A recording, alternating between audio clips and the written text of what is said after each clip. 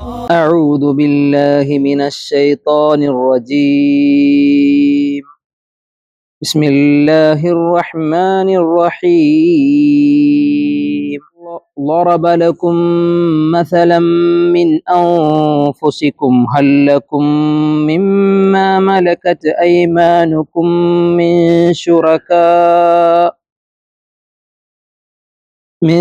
شركاء فيما رزقناكم فأنتم فيه سواء تخافونهم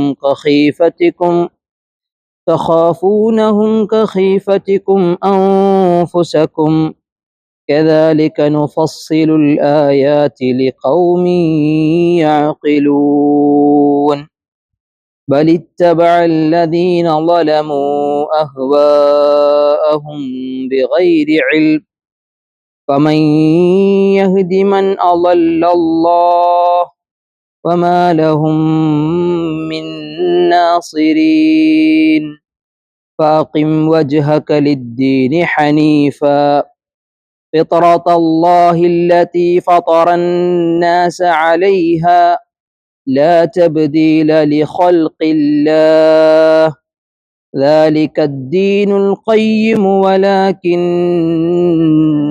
أكثر الناس لا يعلمون الحمد لله وحده الصلاة والسلام على من لا نبي بعده وعلى آله وصحبه أجمعين أما بعد اللهم اغفر لنا والسامعين ولوالدينا يا رب العالمين. സൂറത്തുർ റൂമിന്റെ 30 ആയത്തുകൾ 28 മുതലുള്ള ആയത്തുകളാണ് നമ്മൾ ഇന്ന് പാരായണം ചെയ്തത്. സൂറത്തുർ റൂം നമുക്കറിയാം, മക്കിയായ സൂറത്തുകളിൽ മക്കക്കാരായ ഖുറൈശികൾക്ക് ഒരുപാട് വലിയ ദൃഷ്ടാന്തങ്ങൾ അല്ലാഹു സുബ്ഹാനഹു വ തആല ഓർമ്മിപ്പിച്ചു കൊടുത്തൊരു സൂറത്താൻ.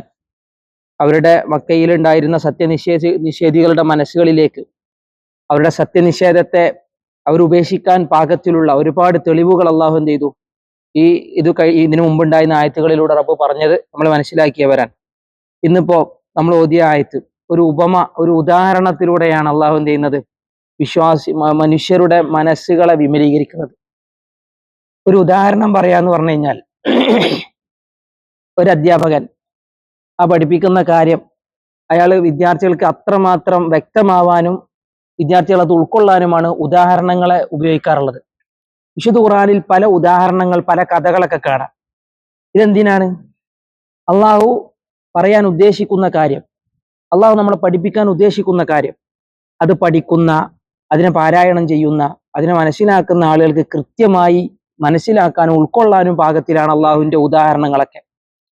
ഇത് ഭയങ്കര രസമാണ്. ഇന്നിപ്പോൾ നമ്മൾ ഓതിയ ഒരു ഉദാഹരണം. അപ്പൊ ലറബ എന്ന വാക്കിന് അറബിയിൽ അടിച്ചു എന്ന് അർത്ഥമുണ്ട്, ഉപമിച്ചു എന്ന് അർത്ഥമുണ്ട്. ലറബ ലി എന്ന് വരുമ്പോ ഒരു ഉപമ നൽകി, ഒരു മോഡൽ അള്ളാഹ് നൽകി, ഒന്ന് കാണിച്ചു കൊടുത്തു എന്നുള്ള അർത്ഥത്തിലെ വരാം. ഇവിടെ ലറബ ലക്കും, അവൻ നിങ്ങൾക്ക് ഉദാഹരിച്ചു. മസലൻ, ഒരു ഉദാഹരണം. മസലൻ എന്ന് പറഞ്ഞു കഴിഞ്ഞാൽ ഒരു ഉദാഹരണം. അള്ള ഒരു മോഡൽ പറഞ്ഞുതരാം. ലക്കും എന്ന് പറഞ്ഞു കഴിഞ്ഞാൽ ഇവിടെ ഉദ്ദേശാരാ? നിങ്ങൾക്ക് എന്ന് പറഞ്ഞു കഴിഞ്ഞാൽ മക്കക്കാരാണ് ഇവിടെ ഉദ്ദേശിച്ചത്. ലോകത്തുള്ള എല്ലാ മനുഷ്യരും അതിൽ ഉൾപ്പെടും. പ്രത്യേകിച്ച് മക്കക്കാർ അള്ളാഹുവിന്റെ കഴിവുകളെ, അള്ളാഹുവിലേക്കുണ്ട്, അള്ളാഹുവിന്റെ ഖുദ്റത്ത്, അള്ളാഹുവിന്റെ വഹദാനിയത്ത്, ഇതിലൊക്കെ പലപ്പോഴും ആശങ്കയും സംശയവും വെച്ച് പുലർത്തിയവരാണ്. ഇവർക്ക് അള്ളാഹ് പറഞ്ഞു കൊടുക്കുക, നിങ്ങൾക്ക് ഞാനൊരു ഉദാഹരണം തരാം. കാരണം അള്ളാഹുവിനെ നിഷേധിച്ചിട്ടില്ല, പക്ഷെ അള്ളാഹുലേക്ക് എന്ത് ചെയ്തു, പങ്കു ചേർത്തു. ലാത്തയെയും മുസയെയും മനാത്തയെയും ഒക്കെ എന്ത് ചെയ്യും, ഭൗതിക വിശ്വാസത്തിലേക്ക് അവരെ കൊണ്ടുവന്നു. അങ്ങനെ ഉള്ള ഈ ജനതക്ക് അള്ളാഹു ഒരു ഉദാഹരണം പഠിക്കുക. ലറബ ലക്കും മസല, അവൻ നിങ്ങൾക്കൊരു മസലിനെ, ഒരു ഉദാഹരണത്തെ അവൻ നിങ്ങൾക്ക് ഉദാഹരിച്ചു തരുന്നു. മിൻ അംഫുസിക്കും, എന്താ മിൻ അംഫുസിക്കും? നിങ്ങളിൽ നിന്ന് തന്നെ. അംഫുസ് എന്ന് പറഞ്ഞു കഴിഞ്ഞാൽ ദേഹം എന്നുള്ളതിന് പറയാറുണ്ട്, ഓരോ ആത്മാവ് എന്നുള്ള അർത്ഥത്തിൽ ഉപയോഗിക്കാറുണ്ട്. നിങ്ങൾക്ക് കാണാൻ പാകത്തിൽ, നിങ്ങൾക്ക് വ്യക്തമാകുന്ന ഒരു ഉദാഹരണം അള്ളാഹു നിങ്ങൾക്ക് എന്ത് ചെയ്യുന്നു, പറഞ്ഞു തരുന്നു. അതായത് അള്ളാഹ് ചോദിക്കുക, ഹല്ലക്കും മിമ്മ മലകത് അയ്മാനുക്കും മിൻ ശുറകാ, ഹല്ലക്കും നിങ്ങൾക്കുണ്ടോ? ഉദാഹരണമാണ്, അതൊരു ചോദ്യം പോലെയാണ്. ആ ഒരു ഉദാഹരണത്തിന്റെ ഒരു ശൈലി എന്ന് പറയുന്നത് തന്നെ ചിലപ്പോ ചില കാര്യം വ്യക്തമാവാനാണ് ചോദ്യത്തെ ഉപയോഗിക്കുക. മനസ്സിലായില്ലേ എന്നൊക്കെ ചോദിക്കുന്നത് വ്യക്തമാവാൻ വേണ്ടിയാണ്. ആ രൂപത്തിൽ ചോദ്യ രൂപത്തിലൂടെയുള്ള ഒരു ഉദാഹരണം അള്ള കൊടുക്കുക. ഹൽ അത അലൽ ഇൻസാൻ എന്ന് ഉപയോഗിക്കുന്നത് പോലെ, അലം തഅലം, നീ കണ്ടിട്ടില്ലേ എന്നൊക്കെ അള്ള ചോദിക്കുന്നത് പോലെ. ഇവിടെ ചോദിക്കുകയാണ് ഹല്ലക്കും നിങ്ങൾക്കുണ്ടോ മിമ്മ മലക്കത്ത് ഐമാനുക്കും മിൻ ഷുറക്ക. മലക്കത്ത് ഐമാനുക്കും എന്ന് പറഞ്ഞാൽ മിമ്മ മലക്കത്ത് ഐമാനുക്കും, യമീൻ എന്നുള്ള വാക്കിന്റെ പ്ലൂരലാണ് ഐമാൻ. യമീൻ എന്ന് പറഞ്ഞാൽ വലത്തെ കൈന് ഉപയോഗിക്കും. നിങ്ങളുടെ വലത് കൈകൾ മലക്കത്ത് ഉടമപ്പെടുത്തിയ, നിങ്ങളുടെ വലത് കൈകൾ ഉടമപ്പെടുത്തിയതിൽ നിന്നും നിങ്ങൾക്കുണ്ടോ. വലത് കൈകൾ ഉടമപ്പെടുത്തിയതെന്ന് പറഞ്ഞാൽ അടിമകൾക്ക് ഉപയോഗിക്കുന്ന പദാണ് അൽ അബീദ്. നിങ്ങളുടെ അടിമകൾ, മക്കാരായ ആളുകൾക്ക് അടിമകൾ ഉണ്ടായിരുന്നു. നമുക്ക് അന്ന് അടിമ ചന്തകൾ ഉണ്ടായിരുന്നു അല്ലെ. അടിമ മോചന റസൂലുള്ളാഹി സ്വല്ലല്ലാഹു അലൈഹി വസല്ലം ഘട്ടം ഘട്ടമായിട്ട് നിർത്തലാക്കിയതൊക്കെ ഇസ്ലാമിന്റെ വലിയ ചരിത്രങ്ങൾ നമ്മൾ കേട്ടതാണ്. പണ്ട് കാലത്ത് ഇവർക്ക് അടിമ ചന്തകൾ ഉണ്ടായിരുന്നു, അടിമകൾ ഉണ്ടായിരുന്നു അല്ലെ. അടിമകളെ പലപ്പോഴും ഇവർ എന്ത് ചെയ്തിരുന്നു, വിൽറ്റിരുന്നു, വാങ്ങിയിരുന്നു ഒക്കെ ചെയ്തിരുന്നു. ഈ അടിമകളെ, നിങ്ങളുടെ അടിമകളിൽ നിങ്ങൾക്കുണ്ടോ മിൻ ഷുറക്ക, മിൻ ഷുറക്ക വല്ല ശരീക്കുമാരും. എന്താ ശരീക്ക്? പങ്കാള്, പാർട്ട്നേഴ്സിന് പറയും. ഇപ്പൊ ഈ അടിമകളും ഇവര് യജമാനന്മാർ എന്നുള്ള നിലക്ക് ഇവരോട് ചോദിക്കാൻ, നിങ്ങളുടെ അടിമകളിൽ നിങ്ങൾക്ക് പാർട്ട്ണർമാരുണ്ടായിരുന്നോ? ഉണ്ടാവോ? ഒരിക്കലും ഉണ്ടാവണ കാര്യമല്ല. അടിമകളെ ഈ യജമാനന്മാർ ഒരിക്കലും എന്ത് ചെയ്യൂല, പാർട്ട്നേഴ്സ് ആക്കൂല. എന്നിട്ട് ഇവര് പറയണത് എന്താ, അള്ളാഹ്ക്ക് പാർട്ട്ണർ ഉണ്ട്. അള്ളാന്റെ ഉദാഹരണം പോയ പോക്കൊക്കെ സുബ്ഹാനല്ലാഹ്, എത്ര വ്യക്തമാണ്. ഇവരിങ്ങനെ വിളിച്ചു പറയും ഹജ്ജ് ഇങ്ങനെ ചെയ്യണ സമയത്ത്, ലബ്ബൈക് അല്ലാഹുമ്മ ലബ്ബൈക് ലാ ശരീക ലക ലബ്ബൈക് ഇല്ലാ ശരീകൻ ഹുവ ലക. അല്ലേ? അവരിങ്ങനെ പറഞ്ഞ ലബ്ബൈക്കുകളിലെ അവർ കൂട്ടിച്ചേർത്ത വരികൾ അതാണ്.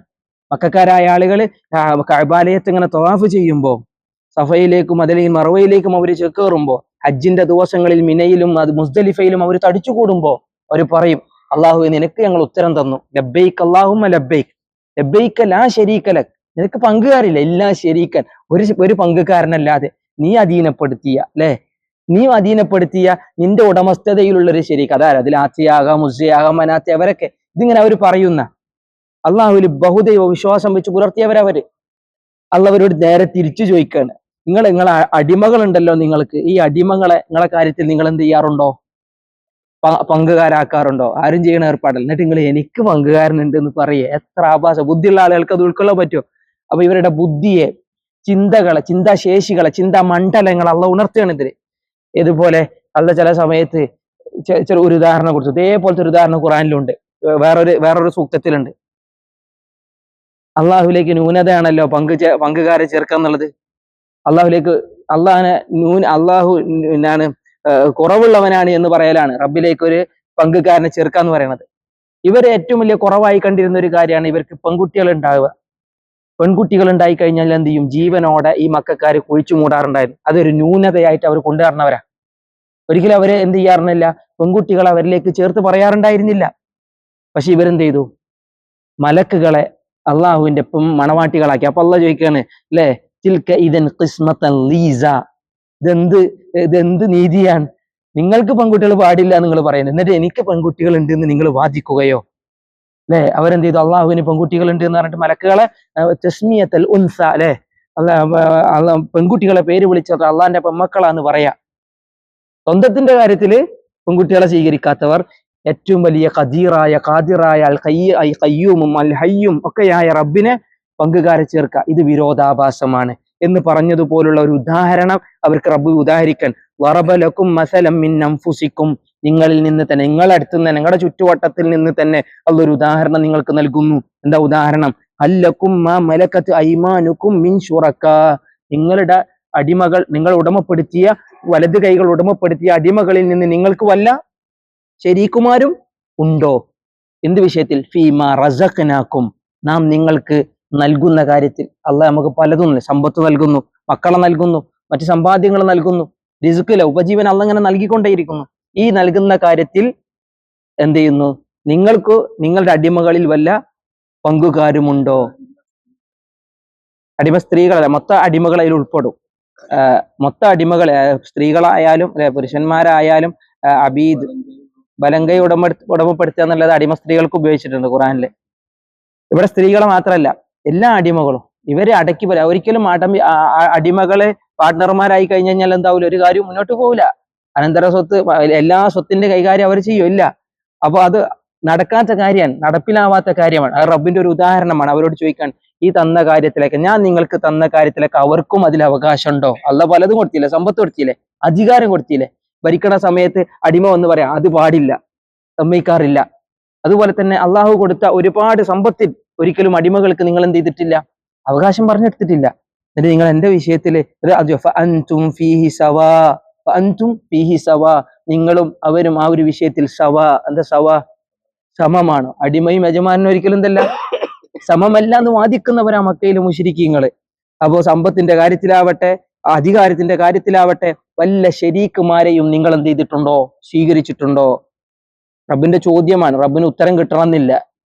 അള്ളാഹ്ക്ക് അറിയാഞ്ഞിട്ട് അള്ളാഹ് ചോദിച്ചത്.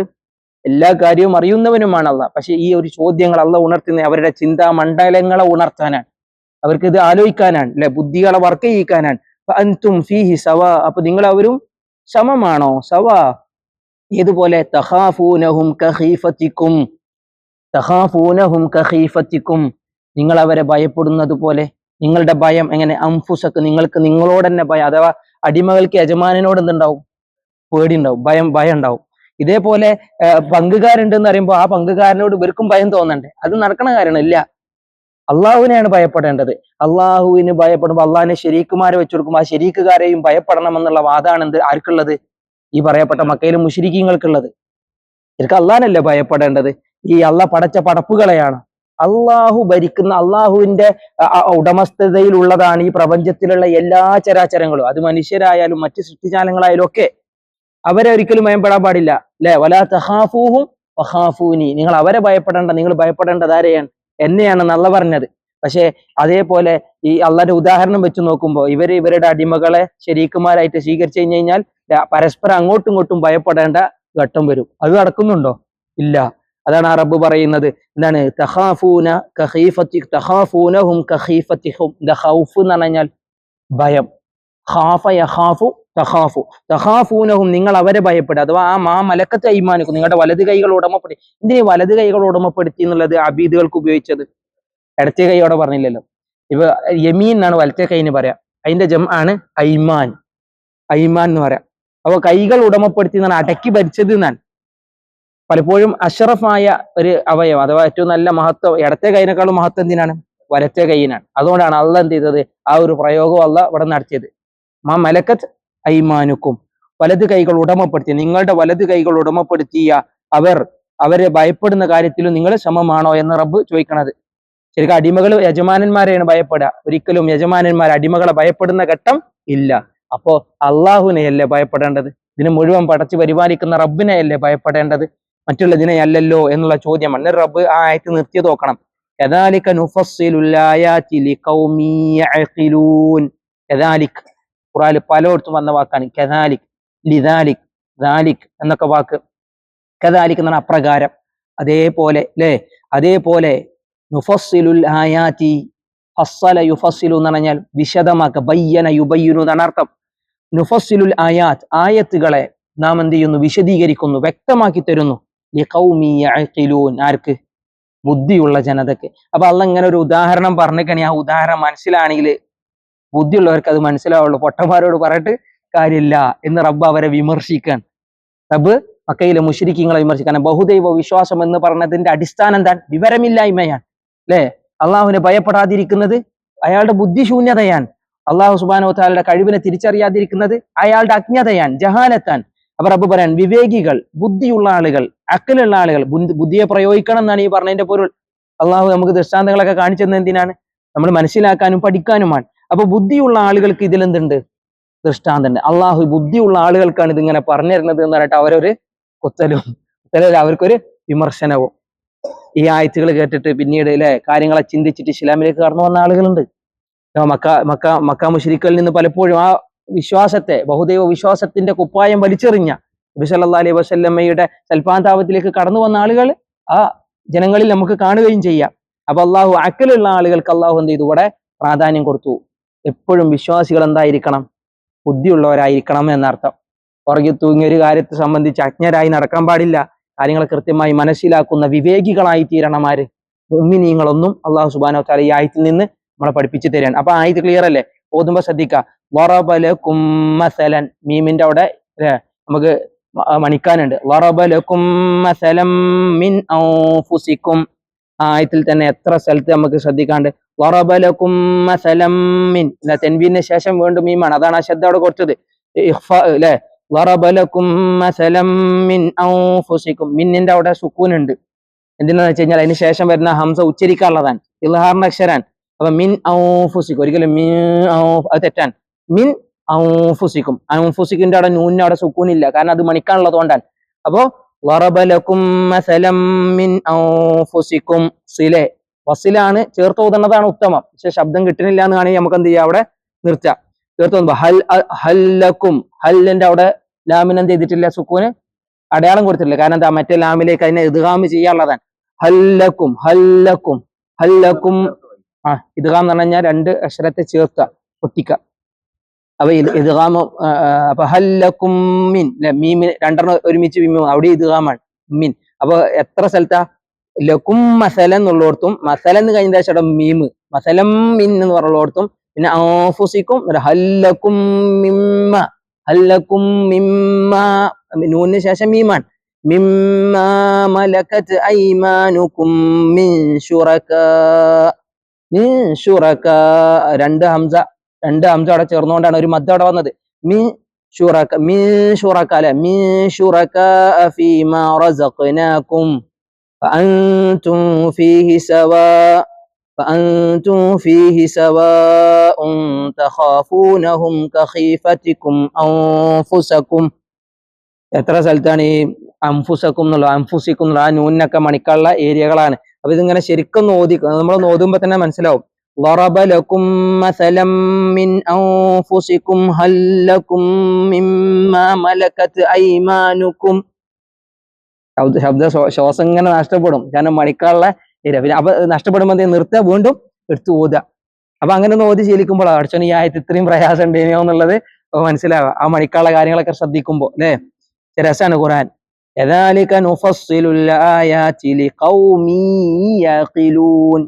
ഇവിടെ യാന് ശേഷം തെൻവീം വന്നോണ്ടാണ് ലി ഖൗമിൻ യഅഖിലൂൻ എന്നല്ല, ലി ഖൗമി യഅഖിലൂൻ, ലി ഖൗമി യഅഖിലൂൻ മണിക്കാനുള്ളതാണ്. എന്നിട്ട് അപ്പൊ അള്ളാഹ് പറയാ ബൽ ഇത്തബഅ അല്ലദീന ളലമു അഹ്വാഅഹും ബിഗൈരി ഇൽം.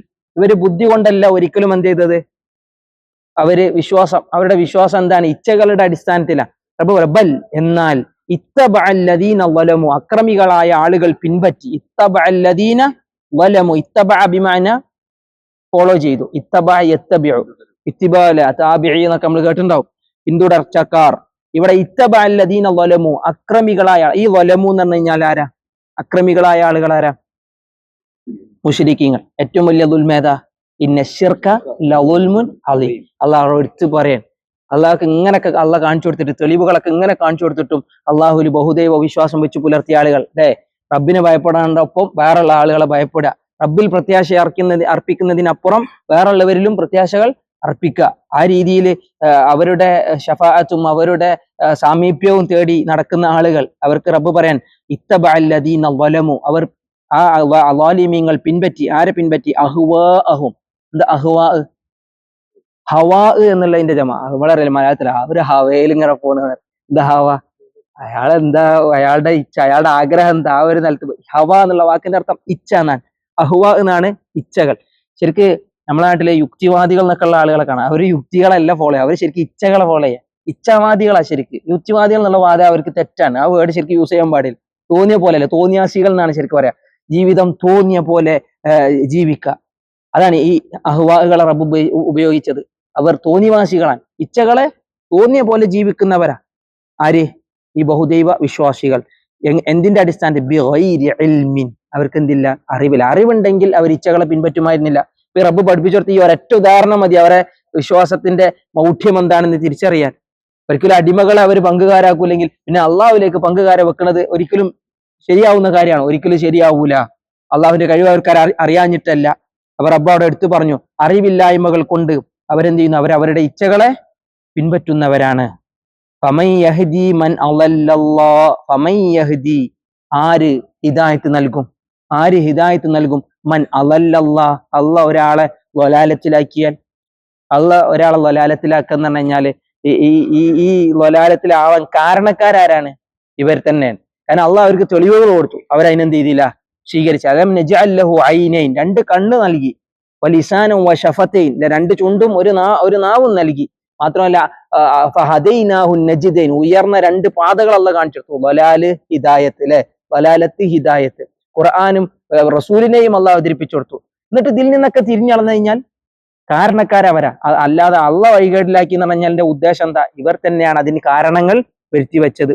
അപ്പൊ റബ്ബ് പറയാൻ, അങ്ങനെ അള്ളാഹു വഴികേട് സമ്മാനിച്ച ഒരാളെ പിന്നെ ഹിദായത്ത് നൽകുന്നവനാരാ? വമൻ യുദ്ലിലില്ലാഹു ഫമാ ലഹു മിൻ ഹാദ്. വേറെ സൂറത്തിൽ അള്ളാഹ് പറഞ്ഞു, അള്ളാഹ് ഒരാൾക്ക് വലാലത്ത് കൊടുത്തു കഴിഞ്ഞാൽ പിന്നെ അയാളെ സന്മാർഗത്തിലാക്കാൻ ഒരു ഹാദിയില്ല, ഒരു മാർഗദർശിയില്ല.